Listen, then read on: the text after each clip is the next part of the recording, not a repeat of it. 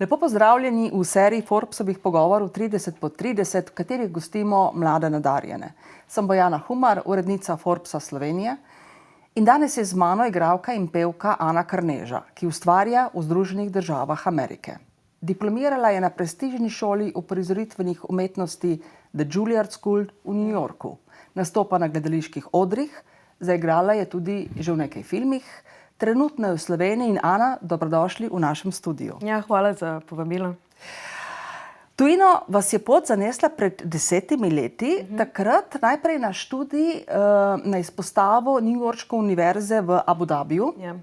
In sprva ste študirali računalništvo. Glede na to, da vas poznamo kot pevka in igralko, ta podatek malo preseneti.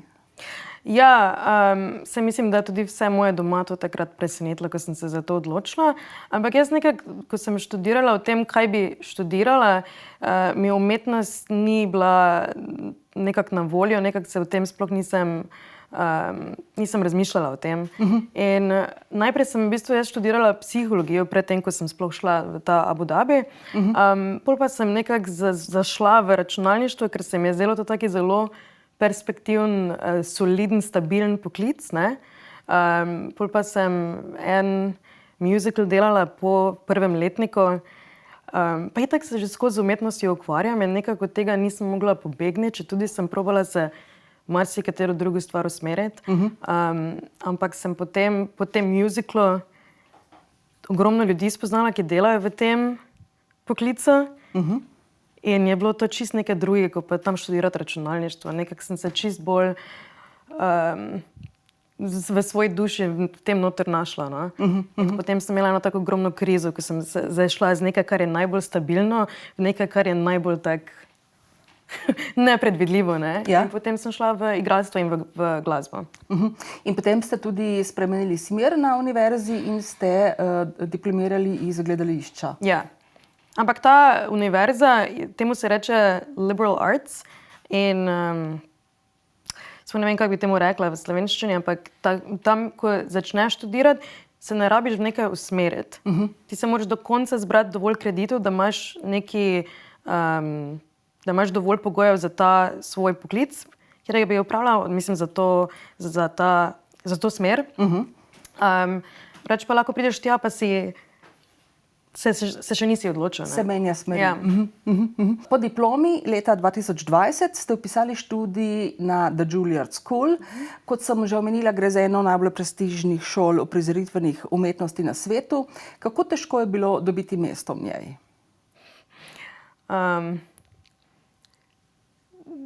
Statistično ni za toliko prostih mest, gre samo za 18 ljudi. Med enimi 2000, 3000, ko se jih prijavi. Ampak jaz sem takrat na ogromno šol se prijavljala in ogromno teh stvari delala in to mi je bila samo ena izmed teh, tako da nisem tega doživljala kot neko ful... Da morate ravno tja priti. Ja, mislim, želela sem, ker ena moja zelo dobra kolegica bila tam, ki me je tudi navdušila za igralstvo na tem dodiplomcu že, ne. In potem je ona šla tja naprej, pa tudi vedela sem, da je to najbolj prestižna šola in tako dalje, tako da mi bi bilo fajn, ampak sem bila malo probala biti bolj, da se ne sekiram za to, no. Ampak same audicije so pa kar podrobne. Jaz sem bila tam od jutra do 11 zvečer. Ampak nekako, ko sem bila tam, sem vedela, da je to, no. Energetsko, z profesorji, z drugimi študenti, s katerimi sem se pogovarjala. Tako ful sem bila čustvena tisti dan. Nekako sem vedela v tistem trenutku, da to bi lahko bilo match. Bi se lahko ujeli. Bi se lahko. To imam probleme včasih samo ena beseda mi včasih svali. Ne? Ja, ni problema. To je zasebna šola, ne? Tako da me zanima, koliko sploh stane recimo tak študij in kako ste ga financirali? Stane, ne vem, mislim, jaz sem imela polno štipendijo strani šole, cirka 50 do 60 tisoč na leto. To so take nepredstavljive cene, večina Evropejcev to glede na to, kakšne so pri nas, ne, si tega dobe ne bi mogel privoščiti. Ne. Zdaj pa v zadnjih par letih pa je ta magisterij, ne, postal za vse zastonj. Tako da dobijo neke to privatne sponzorje in ta endowment, Donatorje. kako se mu reče. Pač te šole imajo ogromno denarja, no, same, da lahko potem v teh primerih, ko pa nekdo si tega ne more privoščiti, če te oni želijo imeti, ne, Ja. te bojo nekako, ti bojo vse dali, no. Bojo omogočili, da lahko študirate. Ja. Še pred diplomo na The Juilliard School ste leta 2024 osvojili nagrado Lotelenja med 286 kandidati iz 25 držav ste zmagali. Gre za prestižno tekmovanje, ki ga prireja fundacija poimenovana po slavnem nemško-ameriškem skladatelju Kurtu Weihlu. Žirijo ste prepričali z nastopom, ki je segal od Jacquesa Offenbacha do Abbe. Zahteven nastop, tudi kar nekaj časa traja, ste pa z njim takoj zavzeli prostor na odru svojo energijo in ko sem gledala posnetek tega vašega nastopa, se je zdelo, da ste čisto notro padli, da neizmerno uživate in da ste pozabili na ves svet okoli sebe. Pa me zanima, ali je ta vtis pravilen, ali ste imeli tudi tremo oziroma ali imate nasploh tremo, ko nastopate? Ja, meni se zdi, da to, da uživaš v nečem, pa da te malo vseeno stisne prej, da to vse gre nekako skupaj. Ampak sem se naredila za to tekmovanje taki repertoar, da sem imela jaz fajn. Ja, v tem je bilo notri. poziti. Ampak ne gre pa, če bi pa jaz to sama delala brez neke publike, pa bi to tudi bil dolg čas. Jaz se ogromno energije in vsega tega dobim, potem, ko jaz malo ven pogledam, pa vidim, kaj se dogaja. Ne? In potem gre za eno tako bolj izmenjavo. Z občinstvom. Z občinstvom in vsem tem. In jaz to v tem uživam, da lahko to zgodbo pripoveduješ z ljudmi in vidiš, kaj se tam dogaja. In je vedno malo drugače, ker vedno imaš neko drugo publiko in to. Ampak je šlo za tekmovanje. Ampak kljub temu, ne vem, ker vsi ostali so bili operni pevci v tem tekmovanju. In jaz pa nisem glih izrecno zdaj operni pevec, sem bolj igralec, ki je že od nekdaj pojem, ne? In se mi zdi, da bi bila pač to ta prednost pri tem. In sem se malo, že predtem, ko sem začela, sem se zrelaksirala, ker sem videla, da tako delamo vsak neko čisto drugo stvar, ne? In pa takrat to je bilo pred diplomo, pa ful stvari se je dogajalo naenkrat in to sem mogla, ker to je bil pa eden izmed stvari v enem tednu, kjer je bilo milijon stvari in se mi zdi, da mi je to malo pomagalo vse skupaj, da se pač... Kako je videti študij na takšni šoli, kot je The Juilliard School? Kako je videti študij?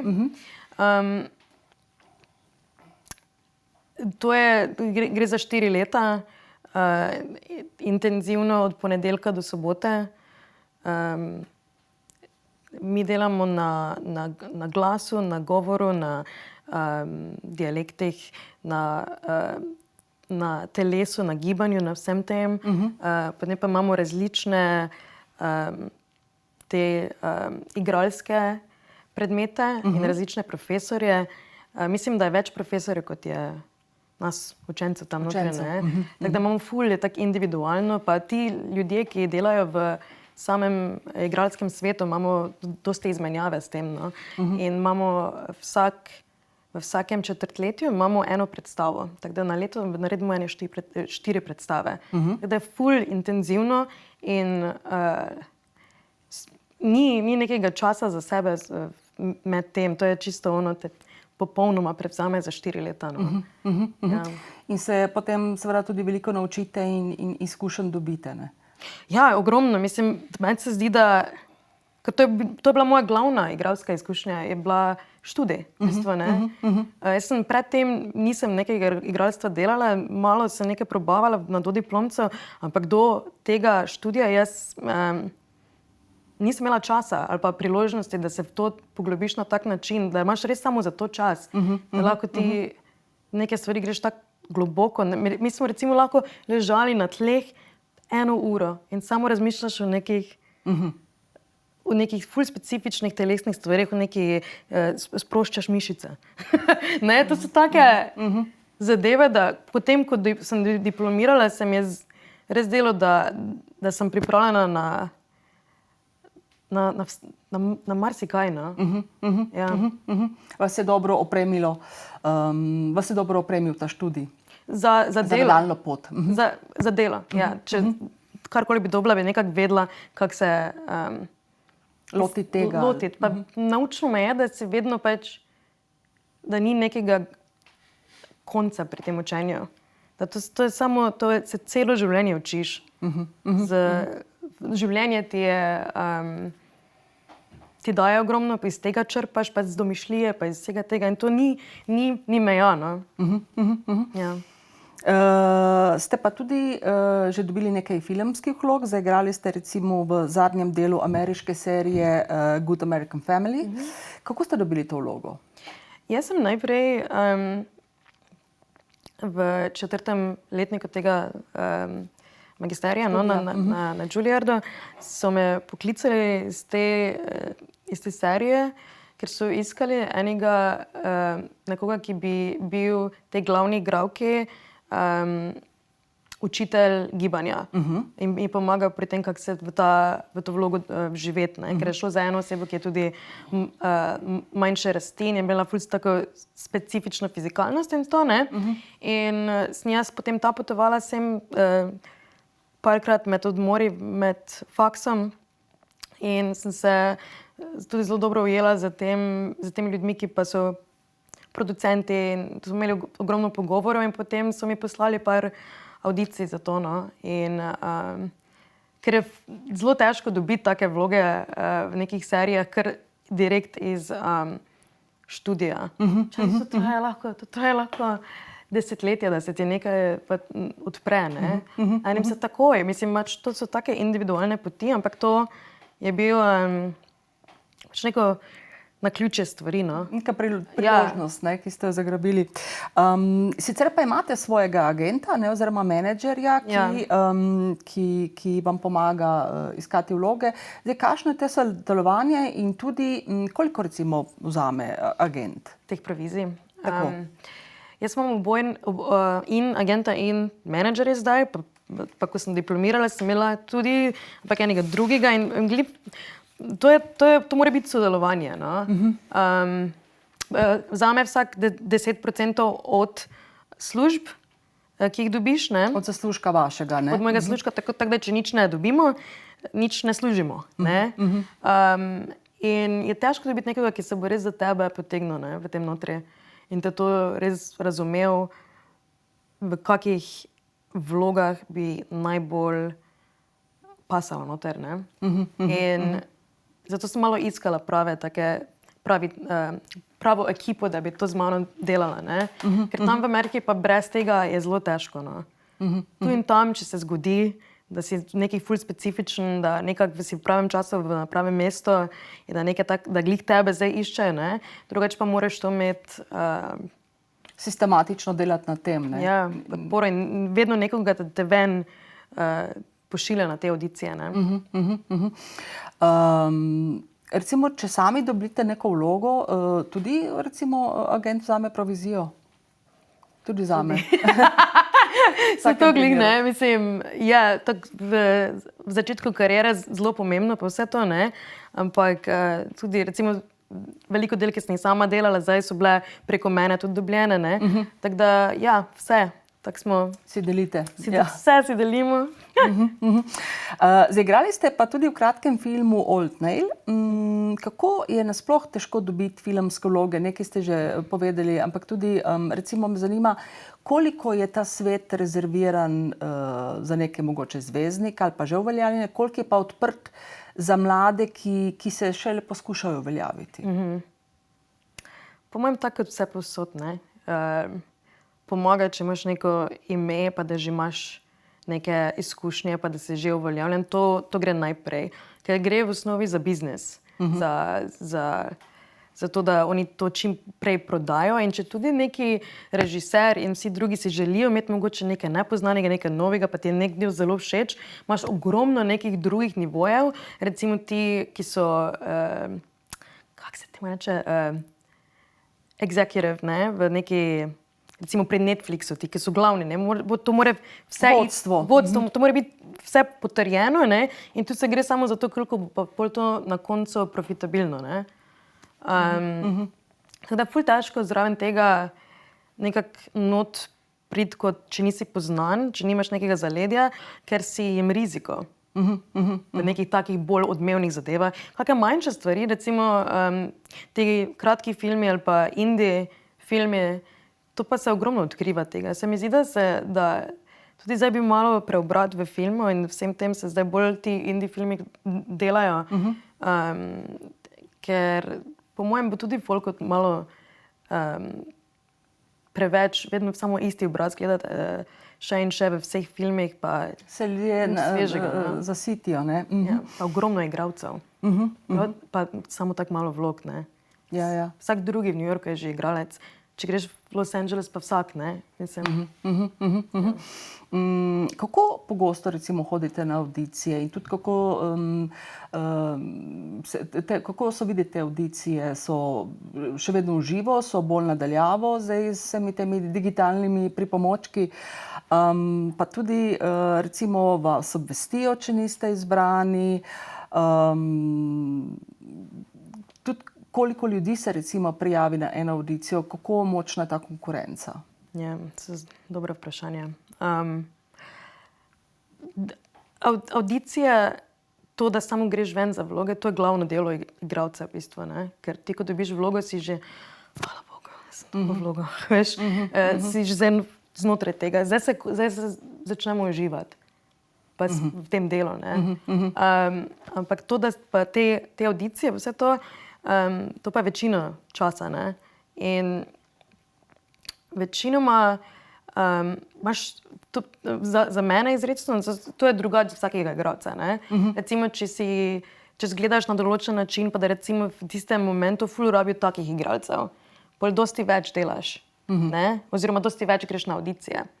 In mi, ko se recimo z mojimi kolegi, ki so tudi doštudirali na istem faksu ali pa na splošno, ko sem v teh krogih, ne, se mi pogovarjamo o teh audicijah in če že nimaš en mesec ene audicije, se vsi mi tako pogovarjamo, že, kaj bo zdaj, nič ne bo, ne, propadam. Ja. Pa kar naenkrat dobiš težko 3-4 audicije. Večinoma so to, si sam posnameš, že moraš biti sam svoj režiser, masker in vse to, ne? In rabiš nekega, kolega, ki ti bere na drugi strani, ne? In potem se to posnameš in to pošiljaš not v vesolje. Ne? In pride kakšen odmev iz tega vesolja? Največkrat ne. Največkrat to se pošilja in vedno, mislim, to so nam tudi rekli, veš, ko smo diplomirali, da to moraš samo že audicijo jemati kot delo. Ne? To je ta ameriška, to upanje, pa ta pozitiva, pa to, ne, da že to, da greš na audicijo, to je dober delovni dan.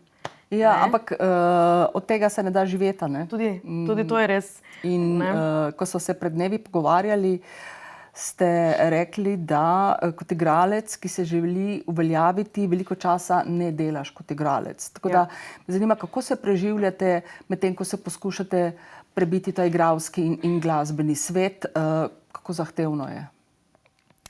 Ja, mislim, imam ogromno nekih drugih del še zraven, no?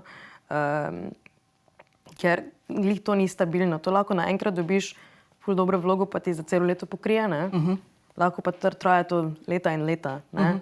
In jaz tudi delam kot poučujem 1-na-1 ljudi, igralstvo in petje, pa na Juilliardu tudi delam, ne? Koliko mi pač ta moja viza omogoča, ne? Ker je vseeno malo bolj vse to zapleteno. Je pa, ali pa tu in tam, to sem zadnjič najprej študirala, mislim prvič v svojem življenju, da v Ameriki ločijo med tem, da si igralec ali pa da si igralec, ki dela. Reče se temu working actor, I'm a working actor. Ne? To To pravijo. pomeni, da opravljate še druga dela. Ne, to pomeni, da delaš dejansko kot Aha, da delaš kot igralec. Ker je ogromno Aha. igralcev, ki ti je barista, ki ti dela kot tvoj natakar. Ne? Zdaj, če je nešče, pa je malo bolj karizmatičen, pa dela v nekem drugem delu, najverjetneje je tudi igralec nekje, ne? v teh delih, ki so bolj fleksibilna. Tako da moraš imeti neko tako delo, da te čisto ne prevzame, da si lahko nekako še plačaš zadeve, pa da greš skozi življenje. Po drugi strani pa, da lahko vseeno še ohranjaš to svojo umetnost in delaš na tem, pa delaš avdicije in si prost za to. Tako da to je tako stalno žongliranje. Ni nobene stabilnosti. Stabilnosti. Ja. Stanovanje si delite, ste mi rekli pred dnevi. To tudi malo olajša verjetno stroške. Ja, pa se ne poznam dobenega od mojih kolegov, ki bi, mislim, ne poznam, ker so bogati. Samo večina je pač teh normalnih ljudi, no. Vsak ima vsaj eno, dva cimbre še notri v New Yorku, ker to so pač gre za čisto druge cene, no. Tudi nastopate, mislim, imate morda samostojne koncerte. Ja, zdaj sem delala na tem Kurt Weill koncertu, ki je samo Kurt Weill glasba in sem to nesla, to že imam take angleške prevode, v Nemčijo. In zdaj probam to nekako postaviti tudi v New Yorku in iščem malo producente, pa da vidim, kam bi to najbolj pasalo. Reč pa sem zdaj poleti delala na eni predstavi, tudi Kurt Weill. In so v bistvu to predstavo za mene naredili, tako da sem res lahko se v to konkretno podala in smo od začetka že malo sodelovali, ne, kar je zelo fajn. Tako da še tem zdaj delam dalje. In to vse s to fundacijo sodelujete? Ja, v tem primeru za to predstavo. Ja. In s to predstavo ste igrali v New Yorku ali ste tudi kje drugje? Večina, to je šlo za zgornji del New Yorka, ni bilo to mesto. V mestu imamo potem novembra še enega, da če kdo gleda, lahko pride novembra, Manhattan. Drugač pa smo imeli to turnejo in smo to postavili na več različnih odrov, pa v Massachusetts. To je bilo, za njih je bilo to prvič, da so nekaj takega delali, ker to je bilo več različnih opernih podjetij, ne. Nekako nisem operni pevec, pa sem nekako v opernem svetu notri. In so to skupaj kot prvič, to je bilo kao zgodovinsko, da so oni to zdaj skupaj delali in prinesli take zadeve v različne kraje, ne. Ja. Prej ste na kratko že omenili vizo, pa me zanima, je težko dobiti podaljšanje vize oziroma kaj vse je potrebno, kako se moraš dokazovati, da dobiš vizo in koliko vas to na koncu koncev tudi stane? To je najboljša stvar pri življenju v Ameriki. Stane to ogromno, sploh se ne gre za neko podaljšanje, vedno se moraš znova delati. Razen, če imaš ta green card, zeleno karto, to je potem malo drugače. Ampak to je ogromno nekega dokazovanja ljudem, mislim, za to ameriško imigracijo, da sem jaz kot umetnik dovolj dobra ali pa dovolj priznana, ne, da lahko ti tam delaš, da sploh lahko si na delovnem trgu. Ne. Ti se moraš ful prej dokazati, da lahko jaz imam sploh zdaj priložnost, da lahko grem na avdicije. Ne. Ja. In to je treba dokazovati z predstavami oziroma vsem, kjer ste nastopali in tako naprej. S članki pa vsem tem tudi. Recimo, najbolj pomembna zadeva pri tej O1 vizi, ne, za umetnike je, da imaš članke napisane in da v vseh teh člankih piše, kako si ful v redu. In kako to vse gre. Ne? In, pa da imaš neka imena, pa da ti kakšen slavnik kaj napiše, sem in tja. Ne? Pol imam ogromno nekih pisem. Marsikdo mi je mogel napisati pisem, zakaj sem jaz tako pomembna za ameriško umetnost. Skratka, težko, ne? 1500 strani. ne bilo na koncu. Ki ste jih dostavili za vizo? Ja. Mislim, to je moj odvetnik vse skupaj delal. No. Rabiš imeti odvetnika, to je taka zadeva. No. Torej, koliko vas potem vse skupaj stane? Ker recimo odvetnik najbrž tudi poceni. Vse skupaj, mislim, da nekje 10,000 dolarjev. Ja. Malo več kot to. No. Kar ne. Zahtevno, ja.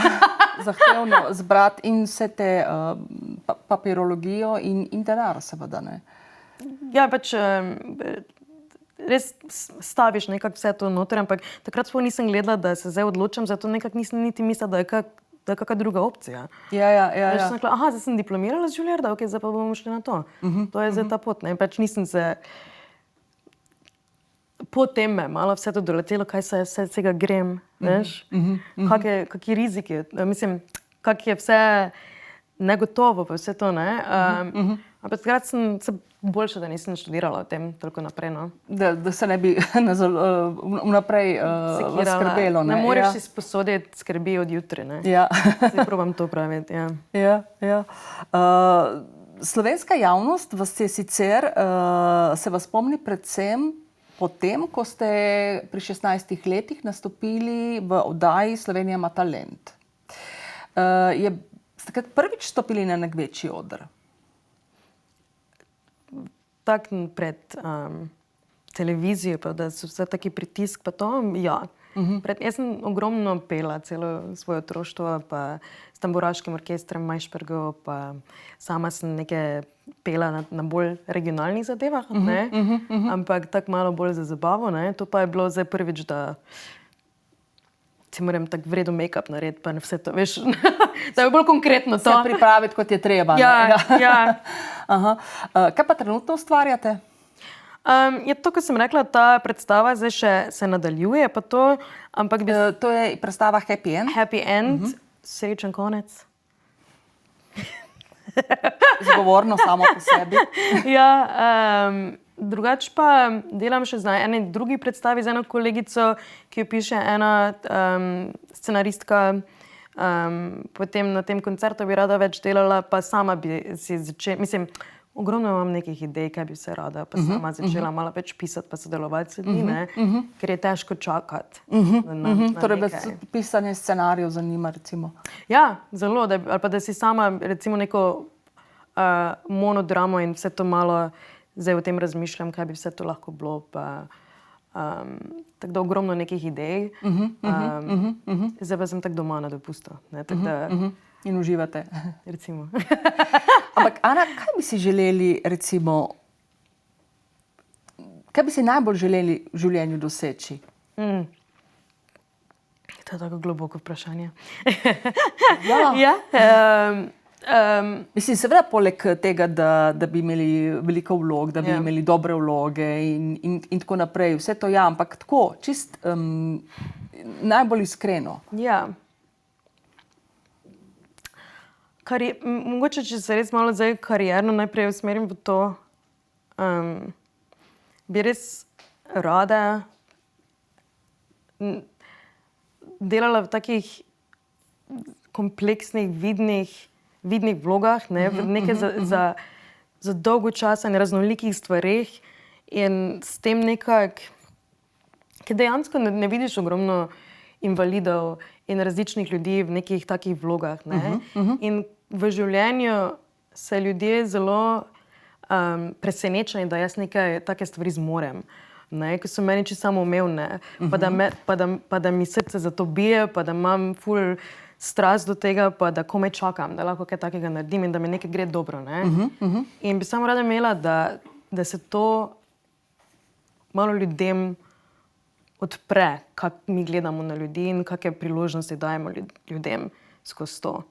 Ker potem tudi sama bi imela več priložnosti, pa drugi ljudje, ki nima, mislim, invalidi in drugačni, ne, ki nismo zdaj čisto po nekih standardih, ne.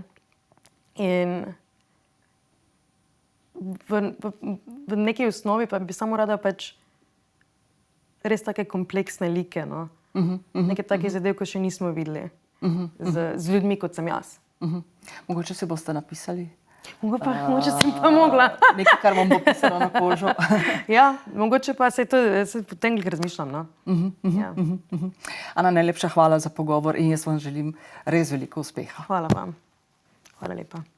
Glavna podpornika izbora 30x30 Forbes Slovenija sta Mercator in Bosquar In. Podpornik kategorije Pop kultura in umetnost je zavarovalnica Sava.